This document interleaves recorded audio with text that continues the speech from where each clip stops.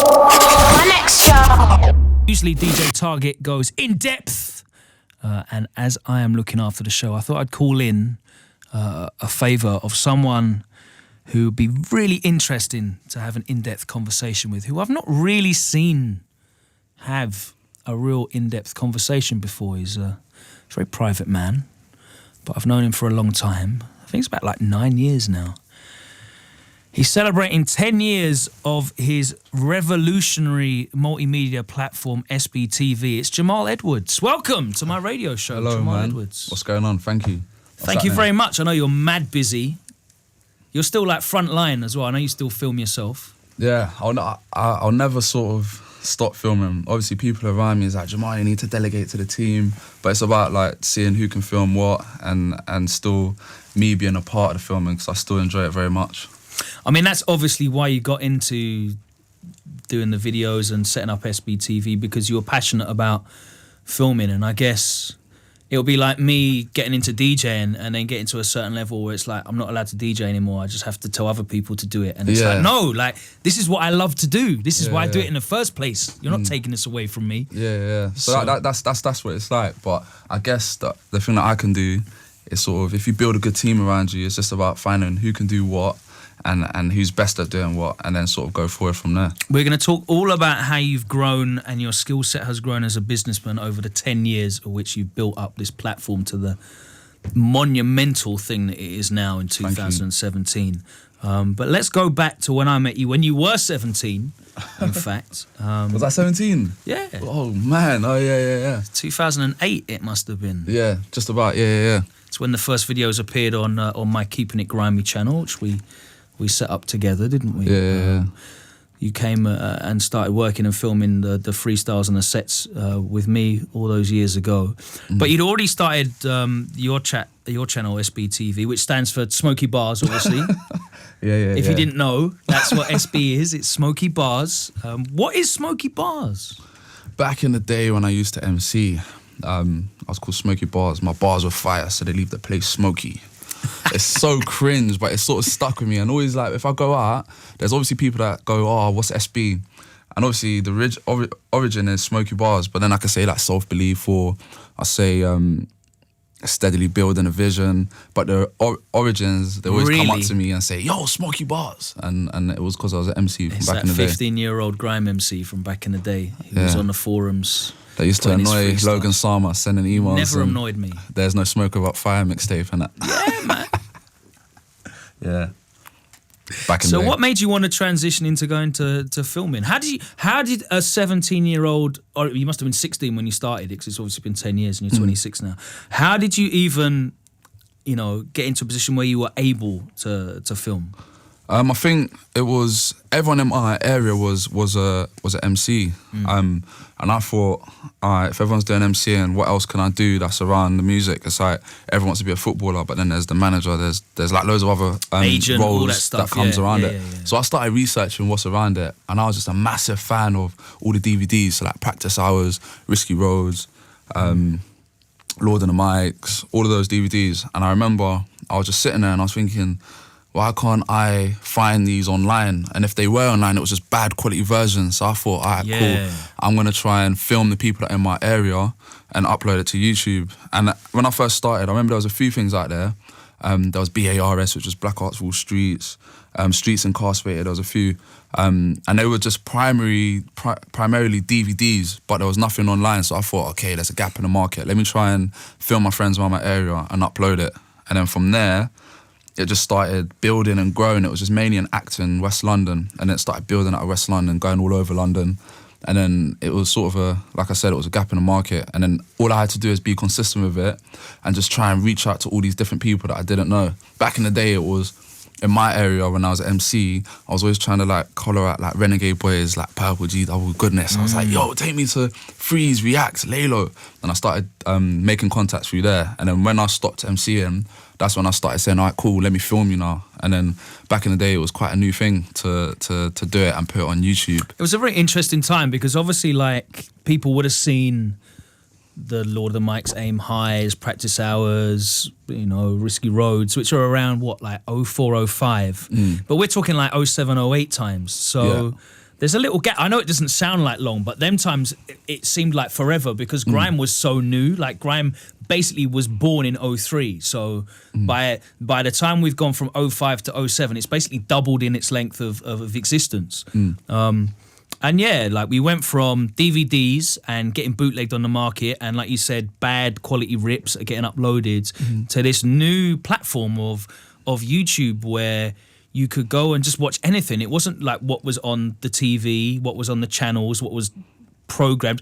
It was kind of like that pirate mentality. A lot of the reason why people my generation went to pirate because it offered an alternative to what you could watch elsewhere, you know, and it was more relative to you. And you mentioned that obviously you started out in Acton, West London.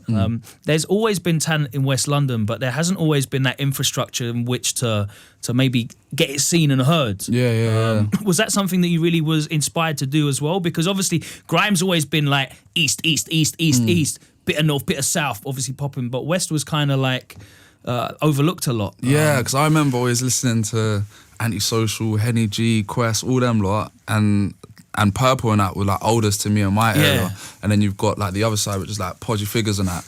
And I always remember I wanted to create something where I could just put all the West lot on. And around me, it was like Twizzle, Ice Kid. We had these events like Who's Got West on Lock. There was No Warning Crew, Dead Serious Man. There was so much talent in West.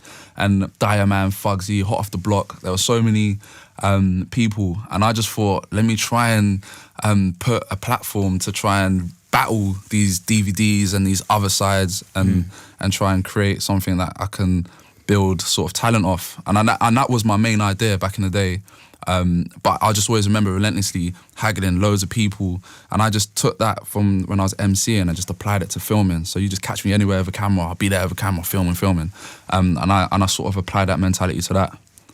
I mean, those videos are still up as well on your channel, by the way. So, if you have the time to scroll all the way, how many videos you got now? Do you know About on SB? Over 2,500, 2,500 to 3,000, I think. Yeah, that's crazy. It's a bit mad. There's some that have come down as well, but roughly it's above 2,500. So if you've got the time to scroll all the way back to the start, you will see those videos from 10 years ago of you filming on the block. Yeah. Literally out there on the block. Yeah. I want to ask you a little bit more about your experiences out there on the block as a teenager with a camera and how that was. And where did you even get the camera from in the first place? Obviously, you were that young MC that probably everyone knew from hassling them to get on the sets and, and like you said, on Freeze and React and Lay Low. And trying to get on the stage at those young under-18 showcases and that. Get grime. How what was it like for you being out there filming? Would like people taking you seriously when you were that age? Because obviously you're a kid to them. Yeah, so. like, do you know what? They always just said I was just hungry. And I think I was oblivious to everything. So when I'm traveling north, east, south, and west, well, when I was in west, when I was traveling north, east, south, and I'm saying I've been here and I've been here, you're like, what? You're going to that block? What? Like they're just looking at me baffed when I go back to the ends and I told them. What are you filming on these times? This was so I had an NEC £20 phone, which had the swivel camera on top. So you did it on the phone? Yeah, beginning I did it a lot with Screwface and that. I remember in Actonville, Screwface, I think it was like Screwface, Stimpy, all them lot. And I was just filming the phone and then upload it. And then after that, I realised I needed to. That's when I don't think people was taking me a bit serious. And then I got a camera. I think it was for my birthday, and it was just a JVC tape camera with a little mini DV tapes. Mini DVs, yeah. And that's when I started getting that, it was like, okay, people are starting to take me a little bit more serious now. But then it got to the point where the quality was always low because I couldn't afford tapes. So I remember always re-recording over the tapes again and again and again. Yeah. And then people was like, not taking serious again. So then that's when I got a job at Top Man. I was able to then start buying tapes, improve my equipment. And then as these steps started happening, people just started to take me a little bit more seriously. But I think the first thing, people just thought I was hungry because I was just everywhere and I was traveling on a train, just like bus, wherever I could go, and or sort of trying to pay petrol money and get people to drop me places and all that. Yeah. So, I was just out there. So, do you remember hollering me to come and film my sets? Yeah. Why? What made you do that in the first place? Do you know what it was? I remember I was quite doing all the low level. I think I And I remember I was always asking Purple, take me to there, take me here, take me here. And I just thought I have to do it off my own back and try and get the bigger artists on the channel. And I remember I was just always used to listen to your show on Kiss, and I thought, let me just try, let me see what Logan's saying. And I remember emailing, I was like, look, I'm coming up, I have like, I don't know, like, let me film your show. And I remember back in the day, no one used to film the radio sets either, so I thought that was a gap in the market. I never really saw it. And that's really important as well. I never saw it. Identifying gaps in the market. I think Westwood had just started, and I think that was probably why I was like, yeah, I need to do that. Okay. Because I think Westwood had just started doing filming the freestyles. Because obviously Grime was at that point now where, all right, we've had Wiley and Dizzy and Kane come through and what have you, and it's like 05, 06, and now we've got Boy Better Know in the movement, and you know, youngsters like Ice Kid and Chip and Dot Rotten coming through, and there's this width of talent, and more people are getting interested. And Westwood went from playing rap to including grime on his sets, and I'm like, okay, I need to make sure I'm keeping up because I want to get left behind. So when you hit me up, I was like, yeah, I'll see what you can do. Let's see what you can do. And like you said, man, super hungry. You were super the first hungry. one was Skepta, I remember. I come in, I was like, you went straight in on that. yeah. The first one, that was the first one that I filmed, I remember. Yeah. And I was just like, is that the one where he's like zipped up all the way? Yeah, and he had the hood on, like still online. And I was like, I remember filming that. And this is the thing, when I was filming the show, obviously the first one, I faded in, I did a bit of flashes. I was like, yeah, you'll like this. And like put the name on the screen, all that stuff. And time and time again, it was like looking at the videos, thinking, how can I improve it? I got like a flashy intro made, all this sort of stuff. And I remember when I did that, I was like, yeah. But it was just like them long N207 bus journeys back at like, I think it was 1 a.m. like all the way back to the ends. Yeah. And then waking up for college the next day or working at Top Man. And I remember I was always like tired and that, but I just remember just grafting every Monday to try and every time you say you work at Top Man, I can't ever forget JME saying, don't think you're a top man just because you work at Top Man. Yeah. Oh, whose lyric was that? Was that Triller? I can't even remember. Don't think you're... Yeah. No, don't think you're a G star just because you're a G star. No, I can't remember that Top Man lyric. Yeah. Yeah, no, he remixed it just to wind you up. Okay. Don't think you're a top man just because you work at Top Man. Say nothing. Cuz I remember them days. So yeah, obviously being in and around what I was doing as well brought you into contact with a lot of MCs that you hadn't met before. That was important. Yeah, and I think like obviously when you're getting the official cosign of working around an established DJ or whatever, people are going to take you more seriously, right? You know, so that's what it's about. And from there, I noticed that you were like always looking to do more outside as well. So it's like you make the link and then you build on that and you're putting in more work. And it was never like, I'm just going to do this and just sit there and I've got Skepta's number on my phone and I'm gassed about that. And I filmed Skepta for Logan's channel and that's all good. It's like, what can I do? What can I do with this networking? What can we build? What platforms can we build? So, like, but I remember I was always nervous. Like, like, what do I say? Will they film for my channel? Obviously, I didn't want to disrespect you. I was like, I'm here doing a job. Like, I can't just go and try to take it. That's what, like, all these questions are going through my head. But then obviously, when I've been out, I've randomly bumped into and I was like, oh yeah, you filmed the show, Logan, da-da-da. And then I've sort of made the links. I would never like say, as soon as you step out the door, oh yeah, give me your number. What, can man get a freestyle for my channel? I was never like that, but it was always like, I believe in fate, innit? And I've bumped into, and I remember, I think it was, who did I go down with? Because Cameo, I went down to Brighton, and then there was like Criminal, Boy Better Know. It was just mad. And that's where I think they said, oh yeah, I remember you filmed, man, on the set and did a save here. Take my number, holler. And that's where I've sort of built the link after. But I was always respectful because I know how people think like, oh, you can come in somewhere, take all the links, duck out and then leave. But I was never like that. So I always tried to make sure. I think that's one of the important things to remember as well about like planting seeds. You know, like you meet someone, you introduce yourself to them, you show them that you're serious about what you're doing, professional, you put the seed there. And then in future, you wait for that to grow. And like you said, it's not about coming in and trying to take out as much as you can straight away, and then, like you said, cut out like a swarm of locusts, just it's long. eating and ducking, you know. So yeah, it was always good, man. And obviously, we reached a point where you were working so much on the SB thing and it was blowing up massively that you didn't have the time anymore to do our stuff and moved on. But do you know what I just remembered as well? ASB. So I come on with ASB, that time. And then that's where I think I was like, oh shit, I can do this language. But I thought like I can do this and then like move on. And I remember that was it. And then I think that was the link. I think I hollered at ASB. I was like, yo, can you give me Logan's thing and I'll shout him. And then that's where it's come from. Shout out to ASB because he's doing stuff now. I know he's doing like a podcast and stuff at the moment. And he used to take me to all my radio sets back in the day when I used to spit, like Get Grime, go over there and spit with them. And then, do you know, it was even before that, it was Teaser. So I was younger, Mert Them crew. And I was rolling around with Teaser. It's amazing that all these guys are still like killing it now. Yeah, and they're West guys. So obviously Teaser had some cuts on Wiley's latest thing. He's doing bare bits. And these guys were sort of ones that sort of inspired me a little bit to just go on and do the filming as well. Because it was so new to me and everyone was thinking, what am I doing filming? Like, but they was always saying, nah, like do your thing, innit? Like just go and do your thing, basically. Wicked, man. Let's jump into some more tracks. I don't even know what we should play.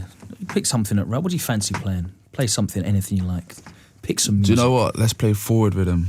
Oh. Pow. Took it classic. Yeah. Was that 04? Came out in 04? Yeah. So you must have been a youngster at them times. I mean, obviously you grew 13, up in 14. You grew up in the heyday of Bluetooth and sending tracks to each other on the phone, on the bus. That pair phone. Oh yeah, the mad Nokia phone, the and teardrop the N-Gage one as well. Yeah. Mad.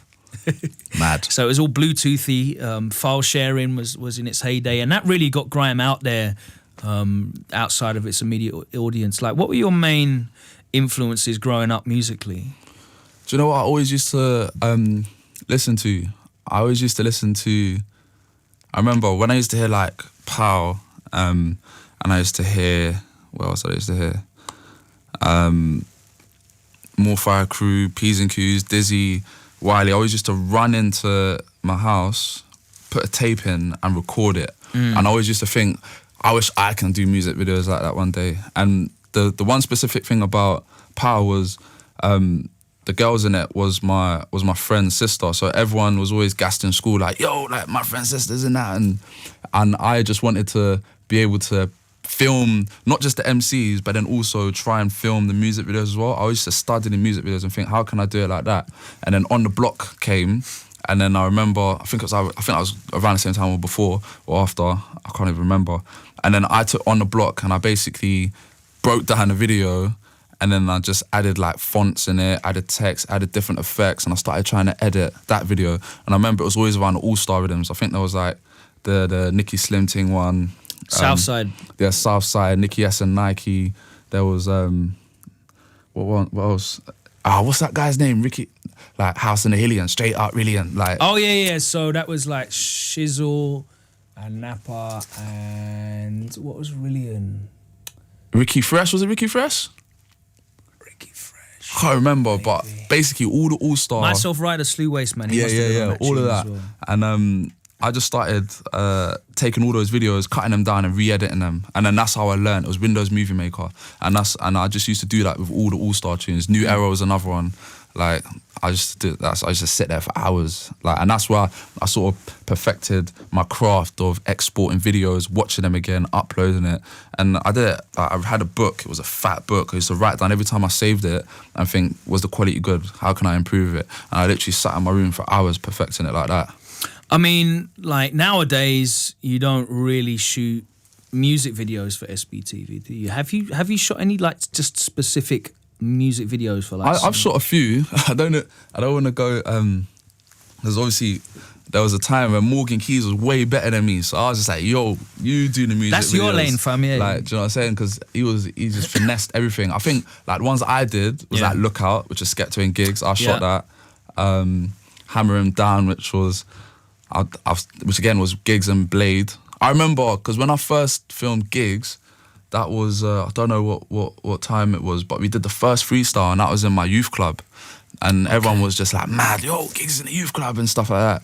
And he was always like encouraging me, shoot more music videos, shoot this. I remember Swift Turk from what was it? I can't remember what the DVD was called, and he shot what one did he shoot? Oh, I can't even remember. He shot like that, one of the old school gigs freestyles, and I was like, I didn't think I was able to shoot it because I didn't think my skills were up to scratch.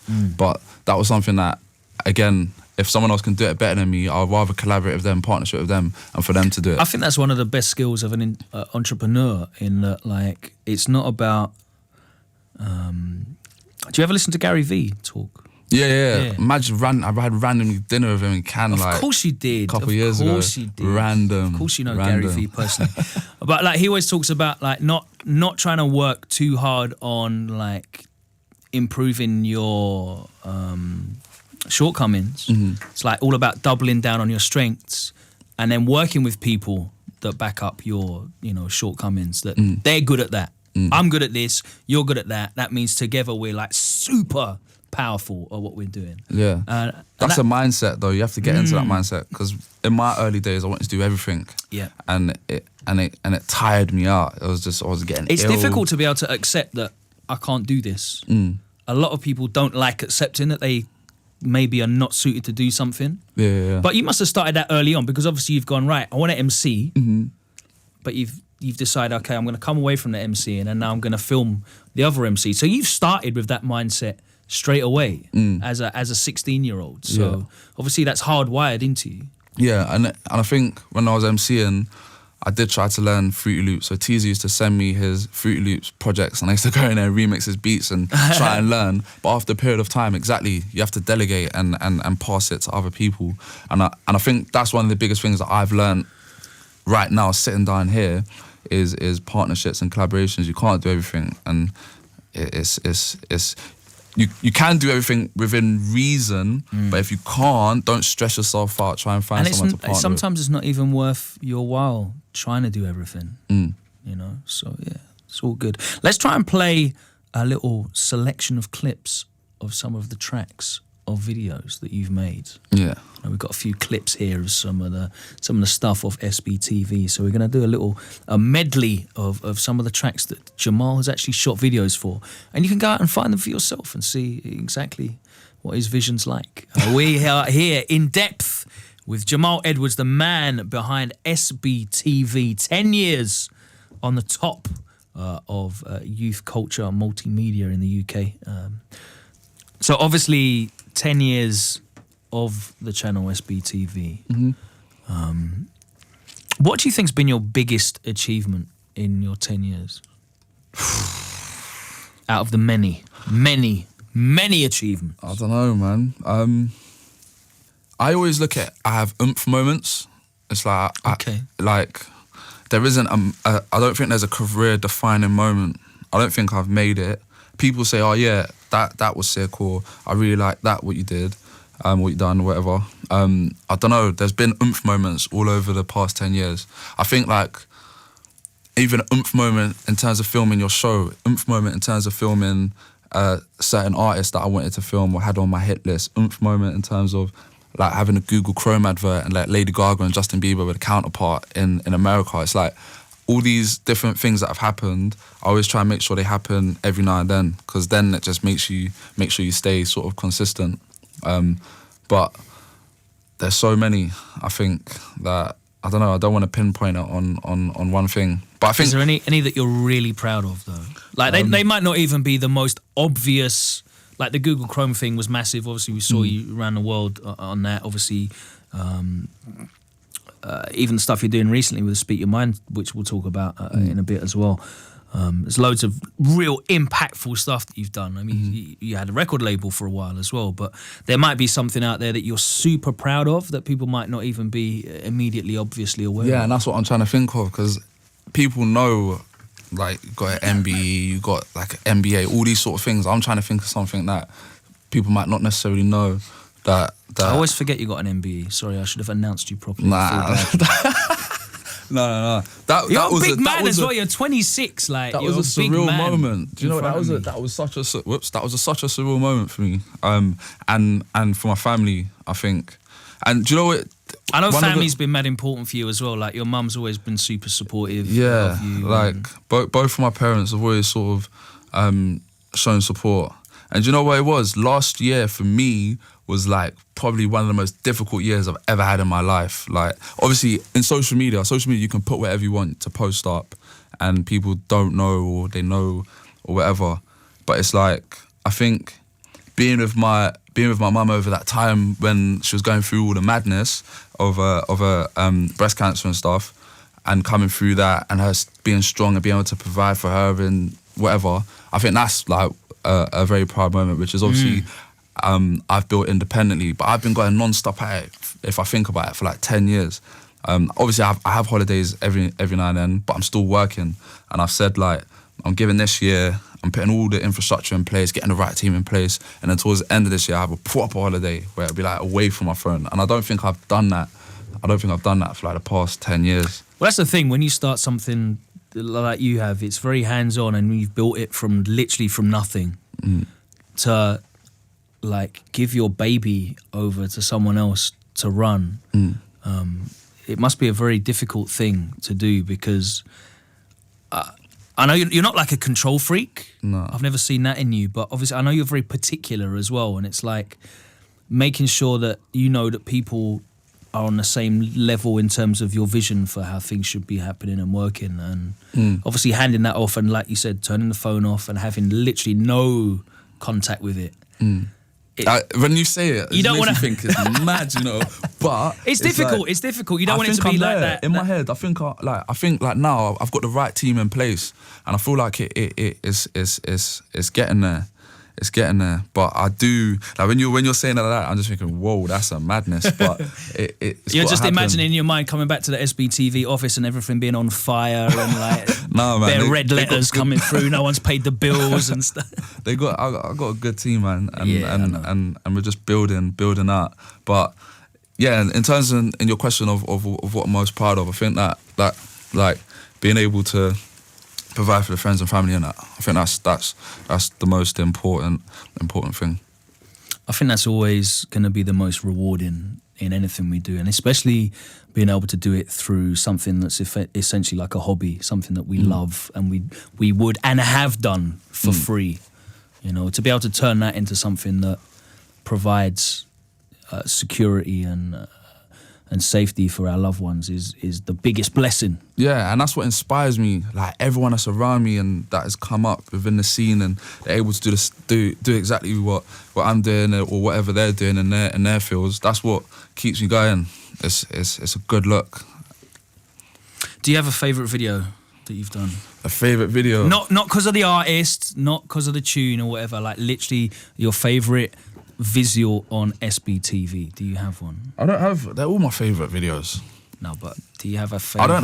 I don't have one that I sort of go back to all the time. I watch them all evenly, and I always ask people what their favourite videos are. I know that's a lie. What?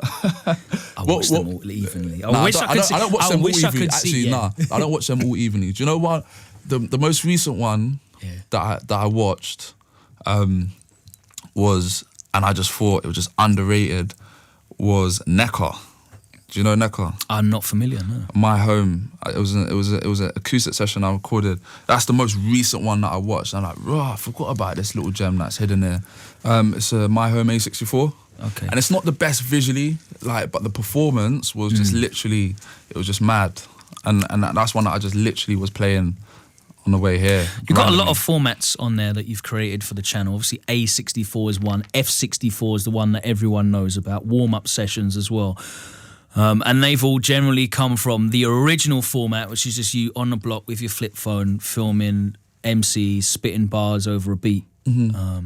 But you've not just sat down and been happy with that. You've done other stuff on the channel. Like, what motivates you and inspires you in terms of creating new content for SBTV? I think it's just if I'm looking at talent, thinking how can I work with you. So I think there was a time where Rukid, for example, I was just chilling with Rukid and Black the Ripper and that, and I was thinking, how can I work with producers? I was like, let me think. And I sat down with a team and we came up with Producer's House. So it's like the Producer's House is a studio. And I just look at talent and I think, how can I work with them and what format can I create around that? And that's what sort of always inspires me to keep it going. But like the F64, I came up with that. I think that's like one of obviously the most well-known formats that I come up with, and that was down to the fact of I remember I was always filming people, and they would always say, how long should I spit for? These bars were on my mixtape, or I sprayed these bars last week on radio or whatever. Yeah. And I just thought, cool, let me try and format bars. And my friend was like, you can't format bars, it's a freestyle, bro. What are you talking about? And I was like, yeah, I can, like, say it's 64 bars and it's fresh. And then I started doing it, started building it, and then it just like blew up. And people was always like, yeah, F64, F64. And then A64 was a sister of it, because I was thinking, all right, cool, I've got something for the MCs, but I need something for the singers as well. There's a lot and of that was singers when that like the channel started really growing, and people were seeing the huge views you were getting on the MC content. Yeah. And obviously you came from a grime and MC background, but you've got like such a much wider musical, you mentioned your mum, and obviously, you know, her singing background as well. So you're going to have such a strong musical influence there anyway.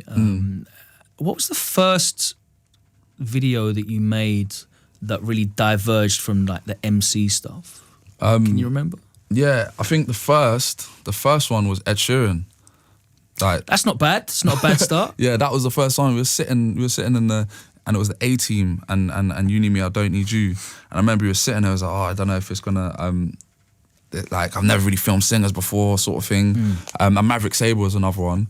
And then after that, I started doing like the Emily Sandays, Rita Ora's, the Jessie J's, and then I started going down that singer lane. And that was basically before they were generally known.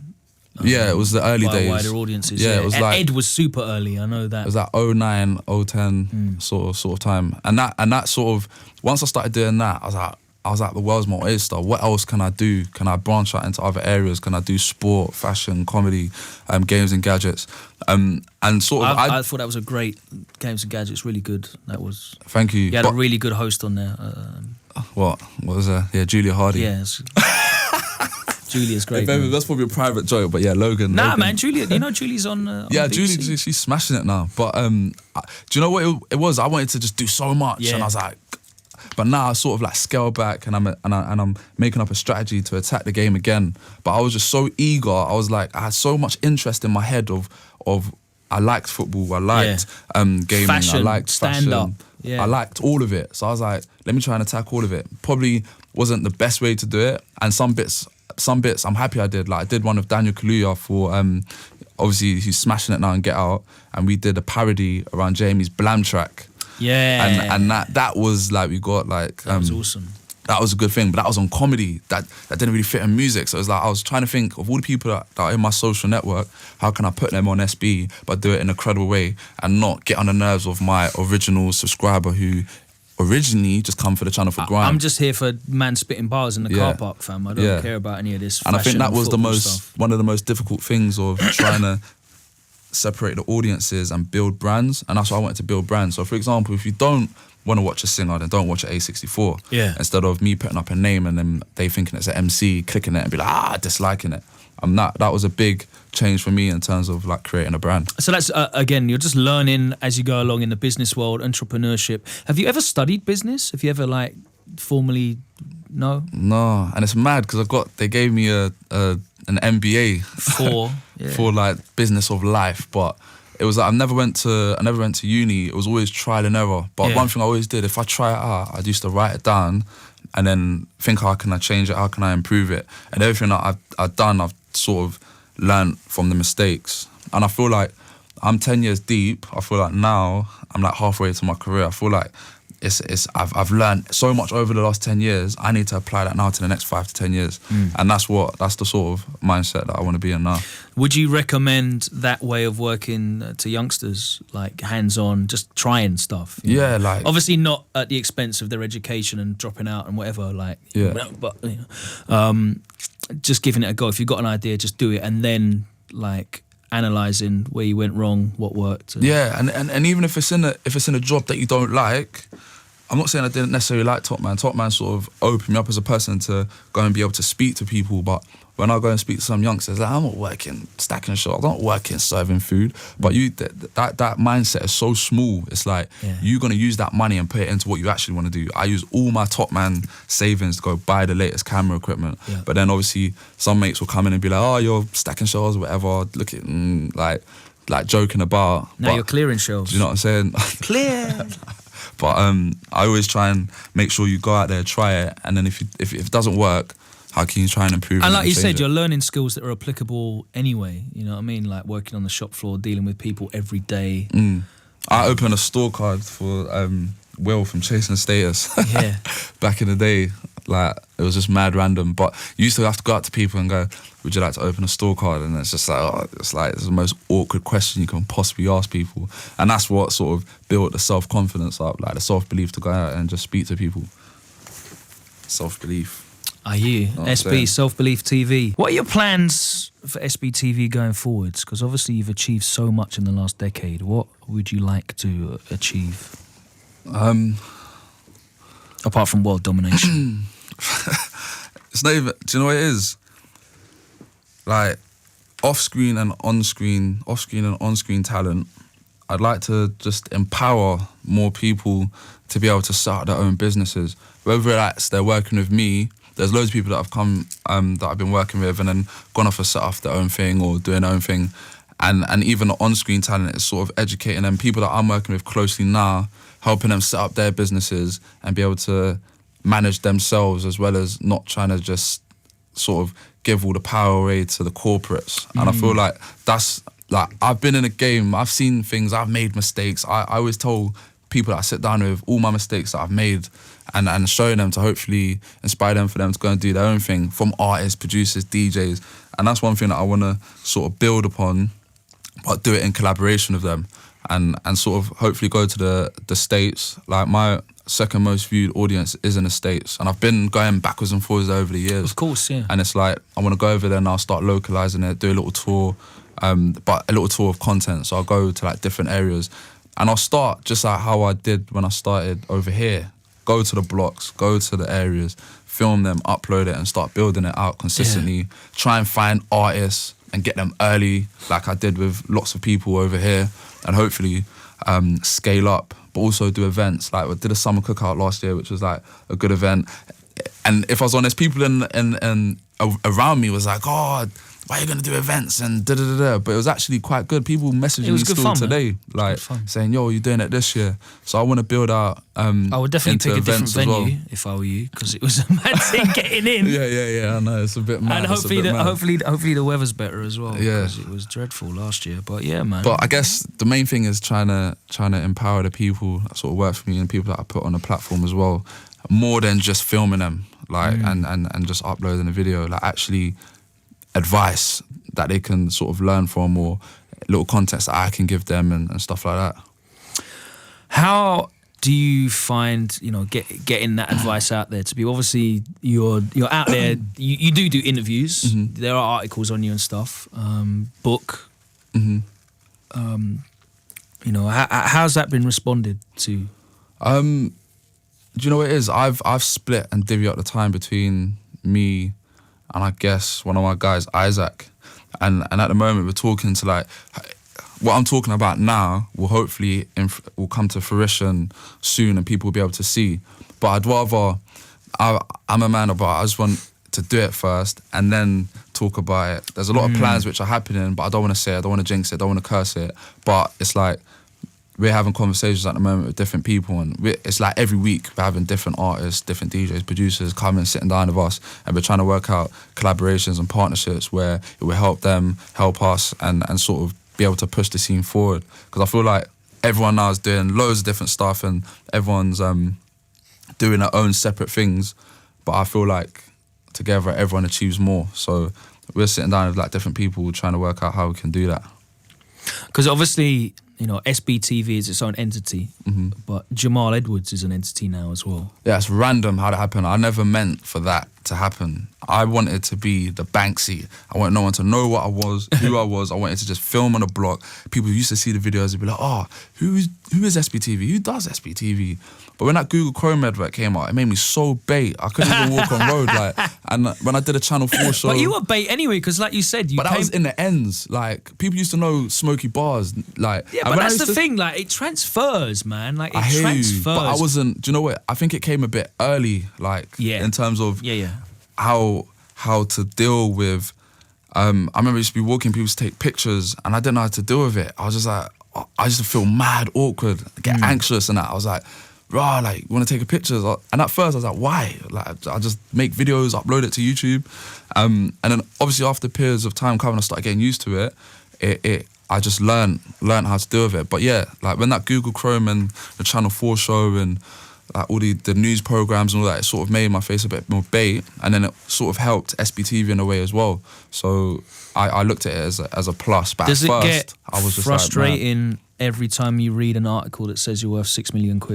Does it get frustrating? I don't really money. Do you know what I say? Money comes and goes. Like, and I think everyone has their moments of spur where you get a lot of money and just go crazy. Yeah. Like, and I feel like when you die, the money obviously it can be for your friends and family, but it's not like your materialistic things. They're not gonna be there. They don't care like when you're there. And there was a time where, I'm gonna be honest, I was wearing like, why was I wearing 7 chains? I thought I was a rapper or something like that. There's pictures online, I'm thinking, oh my God, what was I doing? Yeah. Like, and I think everyone goes through that stage. It's adjusting to all the new influences and new environments you're in, I guess, because obviously you're going out there and socialising with new people that are living a completely different life to the one that you grew up in. All these new opportunities that are presenting themselves to you. And of course, you know, you're earning as well, which again come from humble backgrounds. Everyone has to experience it though. I feel like, of course, I don't experience things now unless I'm with like some of my like close mates or close family members. It's like I've experienced a lot. I've travelled the world. I've met so many people, and it's like it's the same old things, the same old faces when you're going these places. So how I experience it now, if I'm going to a premiere or I'm going to an event or like I remember I met a guy called Jack Wells, who unfortunately he's not with us today, but he had terminal cancer, and all the events that I got, I used to give to him. I was like, yo, like, there's a premiere, do you want to come? He rolled to the premiere. Yeah. And it was like, I experienced the same things that I've been experiencing for years through people now. And it's like, the people that are close around me, I'll bring them in. So like, people that from the ends that might not say go to these premieres or to these events or whatever, I'll bring them with me. And it's like, their buzzes me, because I'm not buzzed by these things anymore. It's the same old thing, same old thing. So I think the experiences that I'm living now are like, I'm living through like other people. And money comes and goes. Just framing it, I guess, differently. You're doing the same things, and when you, I guess, you do the same thing over and over and over. It's always interesting to change the environment, and change the people as well, because giving people the opportunity to do things they've never done before is never gets boring, right? You know, like, and that inspires them to go do what they want to do. It's like when they see the thing, raw, I remember my man, he's like, he's in the same school with me, same class, and he's doing this. And then they've gone and taken that and be like, Jamal can do it, I can do it. And that's important. That's important. And when I show these people these places and they meet the people in these places and they're like, right, they're just normal people like us. I was like, exactly. There's no secret society. There's no whatever. Like, you can just work hard, work at it and build. So recently you did a video for Speak Your Mind, which is talking about men's mental health. Why did you choose to be involved with that project? I feel like with all the music that I put out there, like, what's that? I think it's from Spider-Man, with great power comes great responsibility. Uncle Ben, yeah. And I feel like that is just rang in my head so much. And I feel like I've got a platform and I've got such a diverse group of friends that I feel might not necessarily get the platform to speak on. And when they approached me, they just wanted me. And I was like, nah, I'm not going to do this. I need to bring some people with me. I was like, I'm not going to do it unless I can bring certain people. So that's why I brought Rapman, Harley, and one of my other boys, Stevie. And I did it because I wanted to give them a platform to get their stories out there. But I feel like there's that taboo around mental health, male suicide, and men speaking to men about whatever their problems are, or like the girls speaking to, like, same way that I hear my sister like speaking to a girl, is like, oh, if you have a bad day, the boys won't say, oh, man had a bad day or whatever. They might or they might not. And I just wanted to sort of create exposure around that certain issue. And two of my friends from my area, unfortunately, killed themselves, and I just thought like, wow, like I was just thinking what was going on around that time. Who was there? People there for them, and that's why I wanted to create a video to allow them to just express themselves to anyone. Doesn't matter who it is, whether it's the Calm charity or Samaritans or friends or family, and that's basically why I did it. And the feedback, the messages I've been getting have just been unreal and overwhelming, and then that just validated in my head it was a good thing to do. Wicked, yeah. man. Like touching people's lives and making people realise that they're not alone in going through this. I think, you know, depression and mental health issues, especially amongst young black males in Britain, is something that's definitely not addressed enough. And like you said, suicide is one of the top causes of death in young men in general in this country, right? So it's mad because, like, when I speak to people, I have the same ups and downs that everyone does, but they might not see it.